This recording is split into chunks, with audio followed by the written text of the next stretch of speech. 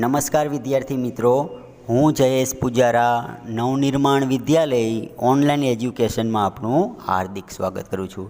વિદ્યાર્થી મિત્રો, આજે આપણે ધોરણ 8 સામાજિક વિજ્ઞાનનો જે છઠ્ઠો પાઠ છે અંગ્રેજ શાસનની ભારત પર અસર, તેના વિશે આપણે અભ્યાસ કરવાના છીએ. તો વિદ્યાર્થી મિત્રો, આ પાઠમાં આપણે એ જોવાનું છે કે જ્યારે ભારતમાં અંગ્રેજોનું શાસન હતું, હવે એ શાસનની ભારત ઉપર કેવી અસર પડી તેના વિશે આપણે પાઠની અંદર આજે ચર્ચા કરવાના છીએ. તો વિદ્યાર્થી મિત્રો, ચાલો આપણે પાઠની શરૂઆત કરીએ.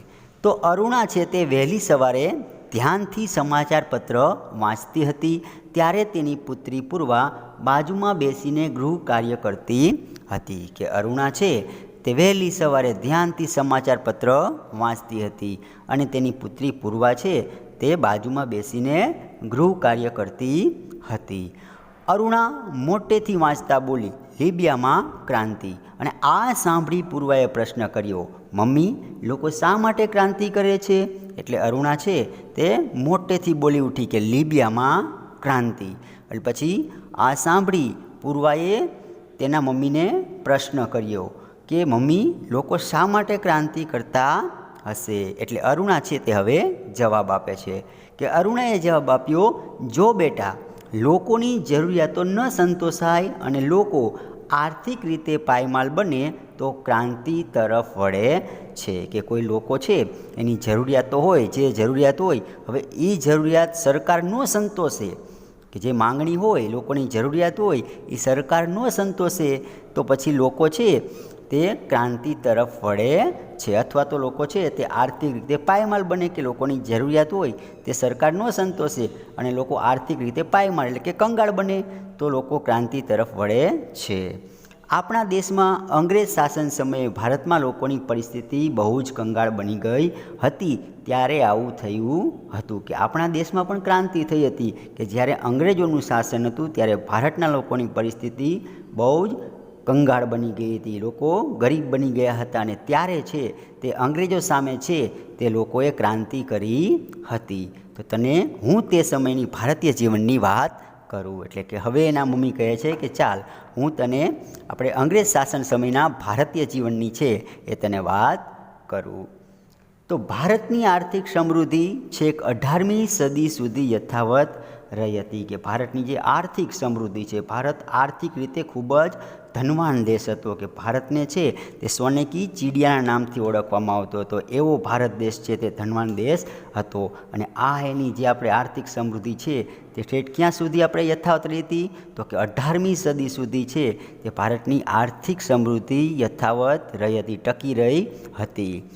ઔરંગઝેબના અવસાન બાદની અરાજકતા પણ તેને નુકસાન પહોંચાડી શકી ન હતી. કે ભારતની જે આર્થિક સમૃદ્ધિ છે એને ઔરંગઝેબના અવસાન બાદ જે અરાજકતા ફેલાણી એ પણ આર્થિક સમૃદ્ધિને નુકસાન પહોંચાડી શકી ન હતી.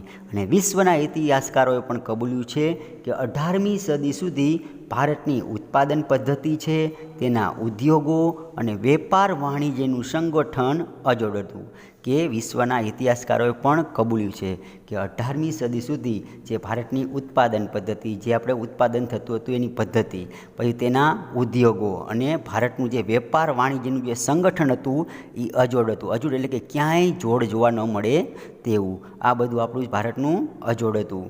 એ જ ભારત દેશ 100 વર્ષના અંગ્રેજ કંપનીના શાસનમાં તદ્દન કંગાળ અને પાયમાલ દેશ બની ગયો. અને એ જ ભારત દેશ, કે આવો આર્થિક રીતે સમૃદ્ધ ભારત દેશ છે તે અંગ્રેજોના 100 વર્ષના શાસનકાળમાં છે તદ્દન કંગાળ અને પાયમાલ બની ગયો. અને જે ઇંગ્લેન્ડ માટે કાચો માલ પેદા કરનાર અને તેના કારખાનામાં તૈયાર થયેલા માલનું વિશાળ બજાર બન્યો હતો. અને ભારત દેશ છે તે ઇંગ્લેન્ડ માટે કાચો માલ પેદા કરનાર, એટલે કે અહીંયા છે અંગ્રેજો શું કરતા? તો કે ભારતમાંથી કાચો માલ લઈ જતા હતા અને પછી તે વસ્તુ તૈયાર કરતા હતા. એટલે કે ઇંગ્લેન્ડ માટે કાચો માલ પેદા કરનાર દેશ બની ગયો અને તેના કારખાનામાં તૈયાર થયેલા માલનું વિશાળ બજાર બન્યું. એટલે કે પછી ઇંગ્લેન્ડમાંથી જે માલ તૈયાર થાય, એના કારખાનામાં જે માલ તૈયાર થાય એ વેચવા માટે પાછા ક્યાં લાવે? તો કે ભારતના બજારમાં જ વેચવા માટે લાવે. એટલે કારખાનામાં તૈયાર થયેલા માલનું શું બની ગયો? ભારત દેશ વિશાળ બજાર બની ગયો. એટલે કાચા માલનું ઉત્પાદન કરનારો દેશ બની ગયો ઇંગ્લેન્ડ માટે, અને વળી પાછું આપણો છે એનો માલ વેચવા માટે છે તે વિશાળ બજાર ભારત દેશ બની ગયો. હવે આપણે જોઈશું કે અંગ્રેજ શાસન સમયે ખેડૂતો અને ખેતી, કે અંગ્રેજ શાસન સમયે ખેડૂતોની પરિસ્થિતિ કેવી હતી અને ખેતીની પરિસ્થિતિ કેવી હતી તે આપણે જોઈએ. તો બંગાળ, બિહાર અને ઓડિશાની દીવાની સત્તા મેળવ્યા પછી અંગ્રેજોને પોતાની આવક વધારવાનું એક વિશાળ ક્ષેત્ર મળી ગયું, કે બંગાળ, બિહાર અને ઓડિશાની સત્તા મળી ગઈ અંગ્રેજોને. ત્યાર પછી છે તે આપણે જાણી જ છીએ કે અંગ્રેજો છે તે શરૂઆતમાં એ શું કરવા માટે આવ્યા હતા, તો કે વેપાર કરવા માટે આવ્યા હતા. એટલે પછી ધીરે ધીરે પછી તેમને આખા દેશમાં એમને શાસન શરૂ કરી દીધું. એટલે બંગાળ, બિહાર અને ઓડિશાની સત્તા એમને મળી ગઈ અને ત્યાર પછી અંગ્રેજોને છે પોતાની આવક વધારવાનું એક વિશાળ ક્ષેત્ર છે તે મળી ગયું. ક્ષેત્ર એટલે કે વિસ્તાર, એક મોટો વિસ્તાર એમને મળી ગયો. ખેડૂત વર્ગ અને ખેતીવાડીના ભોગે તેઓ વધારેમાં વધારે મહેસૂલ ઉઘરાવવા લાગ્યા. મહેસૂલ એટલે કે ટેક્સ. હવે અહીંયા ખેડૂત વર્ગ અને ખેતીવાડીના ભોગે અંગ્રેજો છે તે ખેડૂતો પાસેથી છે તે વધારેમાં વધારે છે તે મહેસૂલ ઉઘરાવવા લાગ્યા અને પરિણામે ખેડૂત વર્ગ પાયમાલ થયો, કે આ વધારે વધારે મહેસૂલ ઉઘરાવવા લાગ્યા અને જેને કારણે ખેડૂત વર્ગ છે તે કેવો બન્યો, પાયમાલ બન્યો, કંગાળ બની ગયો. અને ઘણી વખત ઘરના દાગીના વેચીને પણ ખેડૂતો મહેસૂલ ભરી શકતા નહીં, કે ઘણીવાર તો ખેડૂતોની પરિસ્થિતિ એટલી ખરાબ થઈ જતી કે ઘરના દાગીના પણ વેચી દેતા છતાં પણ છે તે ખેડૂતો મહેસૂલ ભરી શકતા નહીં અને પરિણામે તેમની જમીન વેચી નાખવામાં આવતી અને પરિણામે શું થતું, પછી ખેડૂતો છે તે મહેસૂલ ન ભરી શકે એટલે પછી એની જમીન છે તે વેચી નાખવામાં આવતી હતી અને ખેડૂતોની ઘણી ખરી જમીન દેવામાં ડૂબી જતી, કે ખેડૂતોની ઘણી બધી જમીનો હતી એ દેવામાં, તેની માથે દેણું થઈ જાય, કે મહેસૂલ ન ભરી શકે એટલે તેની માથે દેણું થઈ જાય એટલે પછી છે એ દેવામાં એની જમીન ડૂબી જાય. કેટલાક ખેડૂતો સાહુકારોની ભારે વ્યાજ પ્રથાનો ભોગ બની અને પાયમાલ થયા. તો કેટલાક ખેડૂતો છે સાહુકારોની ભારે વ્યાજ પ્રથાનો ભોગ બનીને પાયમાલ થયા. તો વિદ્યાર્થીઓ, સાહુકાર એટલે કે જે વ્યાજે પૈસા આપતો હોય તેને સાહુકાર કહેવામાં આવે. એટલે ઘણા બધા ખેડૂતો એવા હતા કે અમુક વ્યાજે પૈસા લીધા હતા સાહુકારો પાસેથી અને એ સાહુકારોની ભારે વ્યાજ પ્રથાનો શું બન્યા, ભોગ બની અને ગરીબ બન્યા, પાયમાલ થઈ ગયા. ખેતીવાડી ભાંગી પડી અને તેમાં વળી પાછો ઈસવીસન 1770માં બંગાળમાં દારૂણ દુષ્કાળ પડ્યો, કે ખેતીવાડી હવે એક બાજુ તો ભાંગી પડી હતી અને આવા અરસામાં છે તે 1770ની સાલમાં છે તે બંગાળમાં છે તે દારૂણ દુષ્કાળ પડ્યો. દારૂણ દુષ્કાળ એટલે કે ભયંકર દુષ્કાળ પડ્યો અને ભૂખમરાને કારણે લાખો લોકો મરી ગયા. દુષ્કાળને કારણે છે એકવાર તો ખેતીવાડી ભાંગી પડી હતી, વળી પાછો 1770ની સાલમાં છે તે ભયાનક દુષ્કાળ પડ્યો અને જેને કારણે ભૂખમરાને કારણે લાખો લોકો મરી ગયા અને કોર્નવોલિસ નામના ગવર્નર જનરલે કાયમી જમાબંધી નામની મહેસૂલ પદ્ધતિ અમલમાં મૂકી. તો આવી પરિસ્થિતિ હતી છતાં પણ કોર્નવોલિસ નામનો જે ગવર્નર જનરલ છે એને કાયમી જમાબંધી નામની મહેસૂલ પદ્ધતિ અમલમાં મૂકી. તો આ પદ્ધતિ અનુસાર શું હતું, તો કે આ પદ્ધતિ અનુસાર કંપનીએ દર વર્ષ માટે જમીનની મહેસૂલ નક્કી કરી નાખી, કે દર વર્ષ માટે જમીનની મહેસૂલ નક્કી કરી નાખી. એમને આવક થાય તોય ભલે ખેડૂતોને અને ન થાય તોય ભલે, દર વર્ષ માટે છે તે અંગ્રેજોને એટલું મહેસૂલ આપી જ દેવાનું, એની કિંમત એમને નક્કી કરી નાખી. આ કોર્નવોલિસ નામના ગવર્નર જનરલે જે કાયમી જમાબંધી નામની મહેસૂલ પદ્ધતિ અમલમાં મૂકી એ પદ્ધતિ દ્વારા જમીન મહેસૂલ નક્કી કરી નાખ્યું વર્ષનું, કે આવક થાય તોય ભલે અને ન થાય તોય ભલે, અંગ્રેજોને આટલું મહેસૂલ દઈ જ દેવાનું, એવું છે તે નક્કી કરી નાખ્યું. અને જમીનના કાયમી હક જમીનદારોને આપવામાં આવતા, કે જમીનના જે કાયમી હક છે કોને આપવામાં આવતા, તો કે જમીનદારોને આપવામાં આવતા. એટલે કે કંપનીએ પોતાની આવક નિશ્ચિત બનાવીને પોતાની પડખે ઊભો રહે એવો જમીનદાર વર્ગ ઊભો કર્યો. કે અહીંયા આપણે છે તે કંપની છે બ્રિટિશ ઈસ્ટ ઇન્ડિયા કંપનીએ એ પોતાની આવક નિશ્ચિત બનાવી, કે એની આવક શું કરી નાખી, એને નિશ્ચિત બનાવી દીધી, મહેસૂલ નક્કી કરી નાખ્યું કે આટલું દઈ જ દેવાનું અને પછી પોતાની પડખે ઊભો રહે, કે અંગ્રેજોની પડખે ઊભો રહે એવો એક જમીનદાર વર્ગને ઊભો કર્યો. અને સામે ખેડૂતો તણતોડ મહેનત કરતા, ટાઢ તડકો વેઠીને જમીન ખેડીને પાક પેદા કરતા હતા અને તેનું શું થતું, શોષણ થતું હતું. કે પછી ખેડૂતો છે તે તણતોડ મહેનત કરીને પાક ઉગાડે, ટાઢ તડકો વેઠે, જમીન ખેડીને પાક પેદા કરે અને અંગ્રેજો છે તે એમનું શોષણ કરતા હતા. હવે આપણે જોઈએ સમાજ જીવનને લાગ્યું ગ્રહણ, કે આપણું જે સમાજ જીવન હતું એને શું લાગી ગયું? ગ્રહણ લાગી ગયું. ભારતનું જે સમાજ જીવન હતું એને ગ્રહણ લાગી ગયું અંગ્રેજ શાસનને કારણે. તો એ આપણે જોઈએ. તો વોરન હેસ્ટિંગ્સના સમયમાં મહેસૂલ ઉઘરાવવાનું કામ જેને સોંપવામાં આવ્યું હતું તેને કલેક્ટર કહેવામાં આવતા. કે વોરન હેસ્ટિંગ્સના સમયમાં, જે ભારતમાં વોરન હેસ્ટિંગ્સ છે ગવર્નર જનરલ બનીને આવ્યો, ત્યારે એ સમયમાં જે મહેસૂલ ઉઘરાવવાનું કામ જેને સોંપવામાં આવે, જે મહેસૂલ ઉઘરાવવાનું કામ કરે તેને શું કહેવામાં આવતું? તો તેને કલેક્ટર કહેવામાં આવતું હતું. અને તેઓ ન્યાયાધીશનું કામ પણ કરતા. કે આ જે આપણે કલેક્ટર છે તે ન્યાયાધીશનું કામ પણ કરતા, એટલે કે ન્યાય આપવાનું કામ પણ તેઓ કરતા. અંગ્રેજી રાજ્યતંત્રના આવા વહીવટથી આપણા દેશની પુરાણી ગ્રામ સ્વરાજ્યની પ્રથા નાશ પામી. કે અંગ્રેજ રાજ્યતંત્રના આવા વહીવટથી આપણા દેશની જે પુરાણી જૂની આપણી ગ્રામ સ્વરાજ્યની સંસ્થા હતી, પ્રથા હતી, એ શું પામી? નાશ પામી. કે સરપંચ છે, પછી આપણે ગામના લોકો જ બધો નિર્ણય કરતા હોય, ગ્રામ પંચાયત હતી, આવી બધી છે એ આપણી પુરાણી જે ગ્રામ સ્વરાજ્યની જે પ્રથા હતી શું પામી? નાશ પામી અંગ્રેજોના આવા વહીવટથી. અને જૂના વખતમાં દરેક ગામ એક નાના પ્રજાસત્તાક જેવું હતું. કે જૂના વખતમાં દરેક ગામ છે એક નાના પ્રજાસત્તાક જેવું હતું.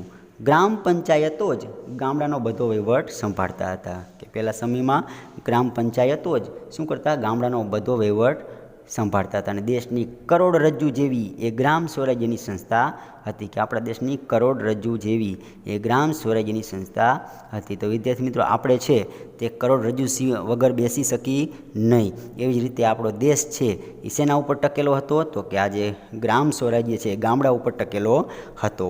કે આપણે ખેતીની બધું ક્યાં થતું હતું? તો ગામડામાં થતું હતું, એના ઉપર ટકેલો હતો. એટલે દેશની કરોડરજ્જુ જેવો આપણો ગ્રામ સ્વરાજ્યની એ સંસ્થા હતી. અને બહારના આક્રમણો વખતે અને સલ્તનત શાસન વ્યવસ્થા વખતે પણ આપણી ગ્રામ સ્વરાજ્ય સંસ્થાઓ છે તે અડગ ઊભી રહી હતી. કે બહારના લોકોએ આક્રમણ કર્યું એ વખતે ને સલ્તનત યુગનું જ્યારે શાસન હતું ત્યારે એ સમયગાળામાં પણ આપણી જે ગ્રામ સ્વરાજ્યની જે સંસ્થાઓ છે તે એમનામ અડગ ઊભી રહી હતી. પરંતુ અંગ્રેજોએ શરૂ કરેલી આ નવી શાસન પદ્ધતિએ સંસ્થા નાશ પામી. કે અંગ્રેજોની આ જે છે અંગ્રેજોનું શાસન આવ્યું અને એમને જે નવી પદ્ધતિ અમલમાં મૂકી અને તેને કારણે આપણી જે ગ્રામ સ્વરાજ્યની આ જે સંસ્થા હતી એ શું પામી? નાશ પામી હતી. અને કંપની સરકારે સામાજિક સુધારણાની જે રીત અપનાવી હતી તેણે લોકોમાં ભય ઊભો કર્યો. પછી કંપનીએ છે અમુક સામાજિક સુધારા કર્યા. કે ભારતમાં છે અમુક સામાજિક સુધારા કર્યા, જેમ કે બાળ લગ્ન પ્રથા છે તે બંધ કરાવી, સતી પ્રથાનો રિવાજ અટકાયો. આવા છે તે અમુક સુધારા એમને કર્યા. એનાથી લોકોમાં શું થયો? ભય ઊભો થયો. એટલે કે લોકોને એવું લાગ્યું કે કંપની સરકાર ઈરાદાપૂર્વક ખ્રિસ્તી ધર્મ અંગીકાર કરાવી અને ભારતના ધર્મ અને સંસ્કૃતિનો નાશ કરવા માંગે છે. કે અંગ્રેજોએ આવા સુધારા કર્યા તેનાથી લોકોમાં ભય ઊભો થયો. કારણ કે લોકોને એવું લાગ્યું કે આજે બ્રિટિશ ઈસ્ટ ઇન્ડિયા કંપની છે એ ઈરાદાપૂર્વક ખ્રિસ્તી ધર્મ અંગીકાર કરાવી અને ભારતના ધર્મ અને સંસ્કૃતિનો શું કરાવવા માંગે છે? તો કે નાશ કરવા માંગે છે. ભારતના જે ધર્મ હતા, ભારતની જે સંસ્કૃતિ હતી એનો નાશ કરવા માંગે છે એવું લોકોને લાગ્યું. અને રેલવે અને લશ્કરમાં ભારતની સામાજિક વ્યવસ્થાની વારંવાર અવગણના કરવામાં આવે છે તેવી માન્યતા લોકોમાં ઊભી થઈ. કે રેલવે અને લશ્કરમાં છે તે ભારતની જે સામાજિક વ્યવસ્થા હતી એની વારંવાર છે તે અવગણના કરવામાં આવે છે એવી માન્યતા લોકોમાં ઊભી થઈ. અને આગ્રામાં તો અંગ્રેજોએ એવું ફરમાન બહાર પાડ્યું કે દરેક હિન્દીએ અંગ્રેજને સલામ ભરવી. કે દરેક હિન્દુસ્તાનનો વ્યક્તિ હોય એને અંગ્રેજ સરકારને શું ભરવાની? તો કે સલામ ભરવાની. અને જો તે એમ ન કરવામાં આવે તો તેને દંડ કે સજાને પાત્ર ગણાતું. અને જો કોઈ હિન્દુસ્તાની છે તે અંગ્રેજોને સલામ ન ભરે તો એને શું કરે? તો કે એને દંડ કરે અથવા તો સજા કરે.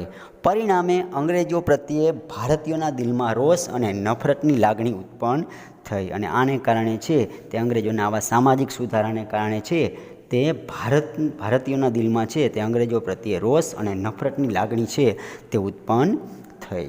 હવે આપણે ભારતીય વેપાર અને ઉદ્યોગોનો વિનાશ. કે આપણે અંગ્રેજ શાસન સમયે છે ભારતનો જે વેપાર હતો અને ભારતના જે ઉદ્યોગો હતા એનો વિનાશ થયો હતો એ આપણે જોઈએ. તો હિન્દની હાથસાળો યુરોપને તેમજ એશિયાને જોઈતા કાપડનો બધો માલ પૂરો પાડતી પશ્ચિમના વેપારીઓ અહીં માલ ખરીદવા આવતા અને હિંદમાં બનતું શણ, ઊન, રેશમ અને સૂતરના કાપડની વિદેશમાં માંગ રહેતી હતી કે હિંદની હાથશાળો અને યુરોપને તેમજ એશિયાને જોઈતા કાપડનો બધો માલ પૂરો પાડતો. કે ભારત શું હતો તો કે આપણે યુરોપના દેશો છે એને અને એશિયાને જોઈતા કાપડનો બધો માલ છે તે પૂરો પાડતો દેશ હતો. આપણો દેશ આર્થિક રીતે સમૃદ્ધ હતો અને પશ્ચિમના વેપારીઓ છે અહીંયા ભારતમાંથી માલ ખરીદવા માટે આવતા હતા અને ભારતમાં બનતું શણ છે, ઊન, રેશમ અને સૂતરના કાપડની વિદેશમાં શું રહેતી? ખૂબ જ માંગ રહેતી હતી. અને પછી ઢાકાની મુલાયમ બારીક મલમલની દુનિયામાં મોટી માંગ હતી કે જે ઢાકાની જે મુલાયમ થતી હતી એની પણ ખૂબ જ દુનિયામાં માંગ હતી. કાપડ ઉપરાંત ભારતનું શું પ્રખ્યાત હતું તો કે કાપડ ઉપરાંત સુરોખાર, મીઠું, સાકર વગેરે માલની છે તે નિકાસ થતી અને તેના બદલામાં ભારતને અઢળક સોના ચાંદીની છે તે આયાત થતી હતી. કે ભારત છે તે આ બધી વસ્તુ વિદેશમાં વેચે અને તેના બદલામાં છે તે ભારતને સોના ચાંદીની ઘણી બધી આયાત થતી હતી. આવો આપણો દેશ છે તે આર્થિક રીતે સમૃદ્ધ હતો. અંગ્રેજ શાસનનો અમલ થતાં જ આ સ્થિતિ બદલાઈ ગઈ કે જે આપણે ભારતના જે આપણે ઉદ્યોગ ધંધા જે આપણે ધમધોકાર ચાલતા હતા, પછી આ જે વસ્તુ છે તેની વિદેશોમાં માંગ રહેતી હતી, પરંતુ અહીંયા અંગ્રેજ શાસનના અમલ થતાં જ આ સ્થિતિ શું થઈ ગઈ? બદલાઈ ગઈ કે સોના ચાંદીનો પ્રવાહ ઉલટી દિશામાં વહેવા લાગ્યો. કે જે ભારતને સોના ચાંદીની આયાત થતી હતી એના બદલે હવે આ સોના ચાંદીનો પ્રવાહ છે તે ઉલટી દિશામાં વહેવા લાગ્યો, અંગ્રેજોને છે તે મળવા લાગ્યો. ઔદ્યોગિક ક્રાંતિની શરૂઆતમાં અંગ્રેજો એકલા બંગાળમાંથી જ આજના હિસાબે ગણીએ તો 500 કરોડ રૂપિયા માત્ર બે દાયકાના શાસનમાં છે તે ઉપાડી ગયા હતા. કે આપણે ઔદ્યોગિક ક્રાંતિની શરૂઆતમાં કે ઉદ્યોગો છે એની આપણે ઔદ્યોગિક ક્રાંતિથી ઉદ્યોગો સારા પ્રમાણમાં વિકસ્યા એ શરૂઆતમાં છે તે અંગ્રેજો એકલા ખાલી બંગાળ રાજ્યમાંથી જ છે તો આપણે આજના હિસાબે ગણીએ તો 500 કરોડ રૂપિયા છે તે બે દાયકામાં જ ઉપાડી ગયા હતા. એટલે કે 20 વર્ષમાં જ છે તે 500 કરોડ ખાલી બંગાળમાંથી જ લઈ ગયા હતા. વિચાર કરો કે આખા દેશમાંથી કેટલી સંપત્તિ છે તે અંગ્રેજોએ એકત્ર કરી હશે. ખાલી બંગાળમાંથી જ 500 કરોડ લઈ ગયા બે દાયકામાં, તો આખા દેશમાંથી એમને ઘણી બધી સંપત્તિ પ્રાપ્ત કરી હશે. એવી આપણે કલ્પના પણ ન કરી શકીએ એટલી બધી સંપત્તિ લઈ ગયા હશે. હવે ભારતમાં ઉત્પન્ન થતો કાચો માલ અને ભારતમાંથી એકત્ર કરેલ રૂપિયાની મદદથી અંગ્રેજો ઇંગ્લેન્ડમાં ઉદ્યોગ ધંધાઓ વિકસાવવા લાગ્યા. કે હવે જો ભારતમાં જે કાચો માલ ઉત્પન્ન થતો હતો અને ભારતમાંથી એકત્ર કરેલ એટલે કે ભારતમાંથી ભેગા કરેલા રૂપિયાની મદદથી અંગ્રેજો શું કરવા માંડ્યા તો કે ઇંગ્લેન્ડમાં ઉદ્યોગ ધંધા વિકસાવવા લાગ્યા. અહીંથી આપણો કાચો માલ લઈ જાય અને અહીંથી જ આપણા રૂપિયા લઈ જાય અને એની મદદથી શું કરે તો કે ઇંગ્લેન્ડમાં જઈ એમના ઉદ્યોગ ધંધા વિકસાવવા લાગ્યા અને તેમના કારખાનાઓ ધમધમવા લાગ્યા. અહીંના રૂપિયાની મદદથી, ભારતના કાચા માલની મદદથી છે તે પછી હવે અંગ્રેજો છે તેમના કારખાના શું થવા લાગ્યા? ધમધમવા લાગ્યા. એટલે ખૂબ જ સારા ચાલવા લાગ્યા. ઇંગ્લેન્ડમાં બનતો માલ ભારતમાં જકાત વગર આવતો, જ્યારે હિંદના કાપડ પર 80% સુધીની જકાત નાખવામાં આવતી અને પરિણામે ભારતમાં ઉત્પન્ન થતો માલ ભારતમાં જ મોંઘો પડવા લાગ્યો. કે હવે જે ઇંગ્લેન્ડમાંથી જે તૈયાર થતો માલ છે બનીને તે આવે તે ભારતમાં તે જકાત વગર આવતો, એટલે કોઈ પણ પ્રકારનો ટેક્સ નહોતો લેવામાં આવતો. ઇંગ્લેન્ડમાંથી જે માલ બનીને આવતો ભારતમાં એના ઉપર કોઈ પણ પ્રકારનો ટેક્સ લેવામાં આવતો નહોતો. જ્યારે આપણે હિન્દુસ્તાનના કાપડ ઉદ્યોગ પર 80% સુધીની જકાત નાખવામાં આવતી હતી. 80% સુધીનો શું નાખવામાં આવતો હતો? ટેક્સ નાખવામાં આવતો હતો. હવે ભારતના કાપડ ઉદ્યોગ ઉપર ટેક્સ નાખે, જ્યારે ઇંગ્લેન્ડના માલ ઉપર છે તે કોઈ પણ પ્રકારનો ટેક્સ લેવામાં નહોતો આવતો. એટલે શું થયું તો કે પરિણામે છે તે ભારતમાં આપણે ઉત્પન્ન થતો માલ એ શું પડવા લાગ્યો? ભારતમાં જ મોંઘો પડવા લાગ્યો, કારણ કે એને ટેક્સ દેવો પડતો હતો. એટલે પછી એને મોંઘી વસ્તુ વેચવી પડે, એટલે ભારતનો માલ છે તે ભારતમાં જ મોંઘો પડવા લાગ્યો અને અંગ્રેજોનો જે માલ છે તે સસ્તો પડતો હતો. એટલે આ હરીફાઈમાં ભારતીય હસ્ત ઉદ્યોગ અને ઉદ્યોગ ધંધા ચાલી શક્યા નહીં. એટલે કે પછી આ જે હરીફાઈ હતી આપણે ભારતના ઉદ્યોગોની અને ઇંગ્લેન્ડના ઉદ્યોગની, એ હરીફાઈમાં ભારતના જે હસ્ત ઉદ્યોગો હતા અને ઉદ્યોગ ધંધા ચાલી શક્યા નહીં, કારણ કે આપણે ભારતના ઉદ્યોગો ઉપર તો 80% સુધીની જકાત નાખતી, એટલે આપણે તો મોંઘો જ માલ વેચવો પડે. જ્યારે ઇંગ્લેન્ડના બનતો માલ હોય એના ઉપર કોઈ પણ પ્રકારનો ટેક્સ નહોતો લેવામાં આવતો, એટલે એ વસ્તુ શું આપે? સસ્તી આપે. એટલે બંનેની હરીફાઈમાં છે તે આપણો માલ ચાલી શક્યો નહીં અને આપણા છે તે હસ્ત ઉદ્યોગ અને ઉદ્યોગ ધંધા ચાલી શક્યા નહીં. અને આ અંગ્રેજ નીતિને કારણે કાપડ બનાવવાના, ધાતુઓના, કાચના, કાગળના, વહાણો બાંધવાના વગેરે આપણા અનેક હુનર ઉદ્યોગનો નાશ પામ્યા. કે અંગ્રેજોની આવી નીતિને કારણે છે તે આપણે કાપડ બનાવવાનો ઉદ્યોગ, ધાતુઓના, પછી કાચના, કાગળના, વહાણો બાંધવાના વગેરે આપણા જે અનેક હુનર જે ઉદ્યોગ હતા એ શું પામ્યા? નાશ પામ્યા. અને લાખો કારીગરો બેકાર બન્યા. હવે જ આપણે ઉદ્યોગો નાશ પામ્યા એટલે કારીગરો કમાવા માટે ક્યાં જાય? ઉદ્યોગો તો બંધ થઈ ગયા એટલે કારીગરો પછી બેકાર બન્યા. અને ધીમે ધીમે ભારતના ગ્રામ્ય કારીગરોની ગરીબાઈ વધવા લાગી. કે હવે ઉદ્યોગો બંધ થઈ ગયા એટલે કારીગરો બેકાર બન્યા, એમને નોકરી મળે નહીં એટલે પછી નોકરી ન મળે એટલે આવક ક્યાંથી? પછી આવક થાય નહીં. એટલે ધીમે ધીમે ભારતના ગ્રામ્ય કારીગરો છે તે એની ગરીબાઈ છે તે વધવા લાગી. હવે આપણે સુધારાઓ તરફ શંકા કે અહીંયા અંગ્રેજોએ છે તે અમુક સુધારા કર્યા હતા જેને ભારતના લોકોને છે તે શંકા ગઈ. કે એના જે સુધારા કર્યા હતા એનાથી ભારતના લોકોને શંકા ગઈ કે અંગ્રેજો છે તે આપણી ધાર્મિક અને સાંસ્કૃતિક જે પરિસ્થિતિ છે એ નાશ કરવા માંગે છે એવું લોકોને લાગ્યું. એટલે સુધારાઓ તરફ લોકોને શંકા થવા લાગી. તે આપણે જોઈએ તો વિલિયમ બેન્ટિંક જ્યારે ભારતમાં ગવર્નર જનરલ બનીને આવ્યો ત્યારે ઇંગ્લેન્ડમાં ઉદાર વિચારસરણીનો ધીમે ધીમે ફેલાવો થયો હતો. કે અહીંયા વિલિયમ બેન્ટિંક જ્યારે ભારતમાં હવે ગવર્નર જનરલ બનીને આવ્યો ત્યારે ઇંગ્લેન્ડમાં ઉદાર વિચારસરણી એટલે લોકો પ્રત્યે ઉદાર નીતિ અપનાવવાની છે એ વિચારસરણીનો છે તે ધીમે ધીમે ફેલાવો થતો હતો. અને આ ફેરફારની અસર હિન્દ સુધી પહોંચી હતી. કે જ્યાં ઉદાર વિચારસરણી છે એની અસર છે તે ભારત સુધી પણ પહોંચી હતી. અંગ્રેજ શાસકો પ્રજાના જીવનમાં રસ લેવા લાગ્યા. કે અંગ્રેજો છે ધીરે ધીરે પ્રજાનું જે જીવન છે એમાં રસ લેવા લાગ્યા અને થોડા ઘણા લાભકારક સુધારા કરીને વિલિયમ બેન્ટિંક પ્રમાણમાં વધારે માન પામ્યો. કે વિલિયમ બેન્ટિંકે શું કર્યું? તો કે થોડા ઘણા સુધારા કર્યા અને જેનાથી છે તે વિલિયમ બેન્ટિંક વધારે પ્રમાણમાં માન પામ્યો. બેન્ટિંક કંપનીના વહીવટમાં ભારતીયોને સ્થાન આપ્યું. કે બેન્ટિંકે જે કંપની હતી એનો જે વહીવટ થતો હતો એ વહીવટમાં હવે ભારતના લોકોને શું આપ્યું? સ્થાન આપ્યું. અદાલતમાં ન્યાય માંગવા આવનારને માતૃભાષાનો ઉપયોગ કરવાની રજા આપવામાં આવી. કે અદાલતમાં કોઈ વ્યક્તિ ન્યાય માંગવા માટે જાય તો એને પોતાની માતૃભાષાનો ઉપયોગ કરી શકે એની પણ રજા આપવામાં આવી.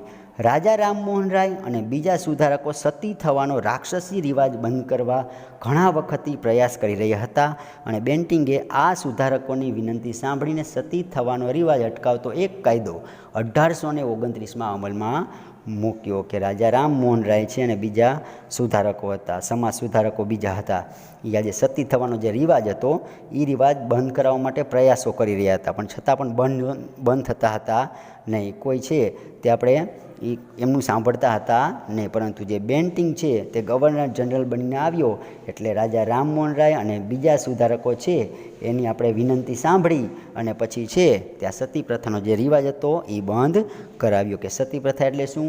તો કે આપણે છે કે કોઈ સ્ત્રી હોય તો એનું આપણે પતિ મૃત્યુ પામે એટલે સ્ત્રીને છે એ પતિની ચિતા સાથે જ સળગીને મરી જવાનું આવો છે તે રિવાજ હતો. એને આપણે સતી થવાનો રિવાજ કહેવામાં આવે છે. તે આવો રિવાજ આપણે બંધ કરવા માટે ઘણા પ્રયત્નો ચાલુ હતા પરંતુ એ રિવાજ બંધ થતો નહોતો. જ્યારે વિલિયમ બેન્ટિંક છે તે ભારતમાં ગવર્નર જનરલ બનીને આવ્યો ત્યારે રાજા રામમોહન રાય અને બીજા સુધારકોની વિનંતીથી છે તેને 1829માં છે તે આ કાયદો અમલમાં મૂક્યો.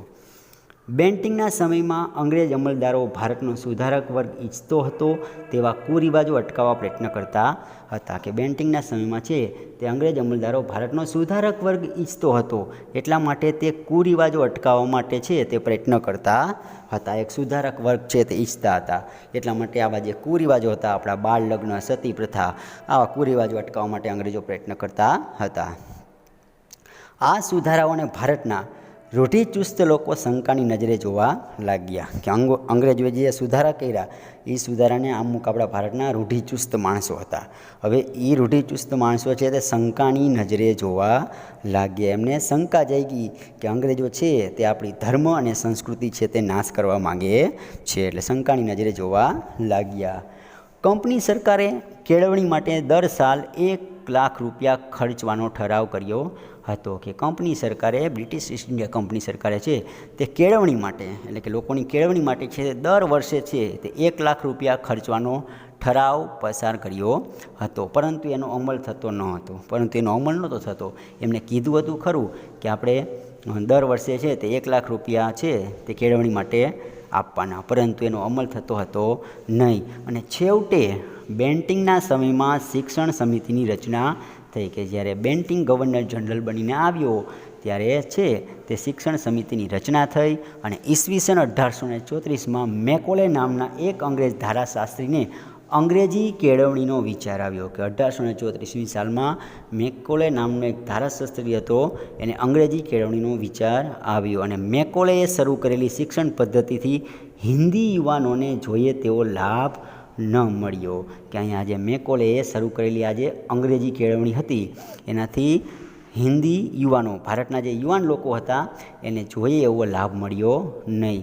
અને પોતાના પૂર્વજોએ વિકસાવેલી પ્રાચીન વિદ્યાઓ શીખવાનો લાભ ભારતીયો ગુમાવવા લાગ્યા. કે આજે અંગ્રેજી કેળવણીને કારણે છે તે હવે આપણે આપણા પૂર્વજોએ વિકસાવેલી જે પ્રાચીન જૂની વિદ્યાઓ શીખવાનો જે લાભ હતો એ ભારતીયો ધીમે ધીમે હવે ગુમાવવા લાગ્યા. અને દેશમાં અંગ્રેજી કેળવણી શરૂ થઈ. અને દેશમાં છે તે અંગ્રેજી કેળવણી શરૂ થઈ. અને આ શિક્ષણ પદ્ધતિનો વિરોધ થયો કે આ શિક્ષણ પદ્ધતિનો પછી શું થયો, જે અંગ્રેજી કેળવણી હતી, અંગ્રેજી શિક્ષણ પદ્ધતિ હતી એનો પછી વિરોધ થયો. કારણ કે ભારતના જે યુવાન લોકો છે તે આપણી પ્રાચીન વિદ્યા છે તે ગુમાવવા લાગ્યા હતા. એટલે આ શિક્ષણ પદ્ધતિનો વિરોધ થયો. અને મહાત્મા ગાંધીજીએ તો એને ગુલામીની કેળવણી કહેતા હતા. અંગ્રેજી કેળવણી હતી અને મહાત્મા ગાંધીજી શું કહેતા હતા, ગુલામીની કેળવણી કહેતા હતા.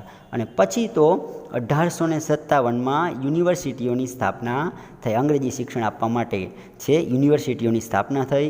અને અંગ્રેજી શિક્ષણથી અંગ્રેજોને જોઈતા ભણેલા કર્મચારીઓ હવે મળવા લાગ્યા. કે અંગ્રેજી શિક્ષણ પદ્ધતિ શરૂ કરી અને જેનાથી પછી અંગ્રેજોને છે તે જોઈતા ભણેલા કર્મચારીઓ છે તે મળવા લાગ્યા. તેમ છતાં ભારતીયોએ એ શિક્ષણ મેળવવા લાગ્યા. કે આ ગુલામીની કેળવણી હતી છતાં પણ ભારતીયો છે તે અંગ્રેજી શિક્ષણ મેળવવા લાગ્યા. અને તેમાંથી સ્વાતંત્ર્ય માટે રાષ્ટ્રવાદી માણસ ઘડાયું હતું. અને આ અંગ્રેજી કેળવણીથી છે, અંગ્રેજી શિક્ષણ પદ્ધતિથી છે તે આપણે સ્વાતંત્ર્ય માટે રાષ્ટ્રવાદી માણસ ઘડાયું. એટલે દેશ પ્રત્યેની લાગણી છે તે ઉત્પન્ન થઈ. ઔદ્યોગિક ક્રાંતિને કારણે કારખાનાઓને ધમધમતા રાખવા અને માલની હેરફેર માટે વાહન વ્યવહારની અને સંદેશાની માંગને પહોંચી વળવા નવા યંત્રોની શોધ થવા લાગી. કે હવે જે આપણે ઔદ્યોગિક ક્રાંતિ છે એટલે પછી કારખાનાઓને ધમધમતા રાખવા માટે, એટલે કે એક જગ્યાએથી બીજી જગ્યાએ માલ પહોંચાડવા માટે, ઉદ્યોગોમાં માલ પહોંચાડવા માટે છે શેની જરૂરિયાત પડે, તો કે વાહનની જરૂર પડે. એટલે વાહન વ્યવહારની અને સંદેશાની માંગને પહોંચી વળવા માટે છે તે નવા યંત્રો છે તે શોધાવા લાગ્યા. કે ઝડપથી માલની હેરફેર થાય, ઝડપથી સંદેશાઓ પહોંચી શકે એટલા માટે છે તે નવા યંત્રોની શોધ થવા લાગી. અને હિન્દમાં પણ તેનો ઉપયોગ કરવામાં આવે તો આપણા વેપારને લાભ મળશે, તેમજ લશ્કરી અંકુશ પણ રાખી શકાશે.